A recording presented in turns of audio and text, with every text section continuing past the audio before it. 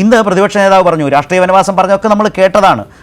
പരാജയപ്പെട്ടാൽ രാഷ്ട്രീയ വനവാസം. അദ്ദേഹം പറയാണ് ഞാൻ അങ്ങനെ ഒന്നും പറഞ്ഞിട്ടില്ല. നമ്മൾ അത്ഭുതപ്പെട്ടു പോയില്ലേ? നമ്മളൊക്കെ കേട്ട വീഡിയോയായി പ്രചരിച്ച യാഥാർത്ഥ്യമായി നമ്മുടെ മുമ്പിൽ നിൽക്കുമ്പോൾ അദ്ദേഹം ഇങ്ങനെ കണ്ണുമടച്ച് ബ്ലൈൻഡായി, തുടക്കത്തിൽ പറഞ്ഞ വാചകത്തിലേക്ക് നമ്മൾ മടങ്ങി വരിക, കണ്ണുമടച്ചങ്ങ് നിരാകരിക്കുകയാണ്. കേട്ടു നിൽക്കുന്ന നമ്മളാണ് അസ്തമിച്ചു പോകുന്നത്. യഥാർത്ഥത്തിൽ ഇതാണ് സംഭവിച്ചുകൊണ്ടിരിക്കുന്നത്. ഇതെല്ലാം മുമ്പ് പറഞ്ഞതുപോലെ പ്രതീക്ഷിക്കാത്ത അല്ലെങ്കിൽ പ്രതീക്ഷകൾക്കൊത്ത് മുന്നോട്ട് പോകാത്തതിൻ്റെയോ തിരിച്ചടിയുടെയോ അവസ്ഥ, താങ്കൾ ഈ അവസ്ഥ എന്ന് തുടക്കത്തിൽ പരാമർശിച്ചിരുന്നു. ആ അവസ്ഥയിലാണോ ഇന്നിപ്പോൾ നേതാക്കൾ നിൽക്കുന്നത് കോൺഗ്രസിൽ?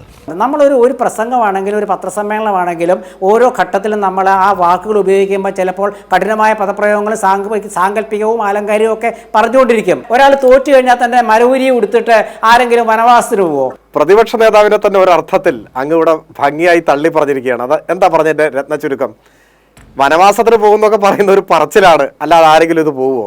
ഇത് തന്നെയാണ് പ്രശ്നം. പറയുന്ന ഒരു വാക്കിനോടും ആത്മാർത്ഥതയില്ല.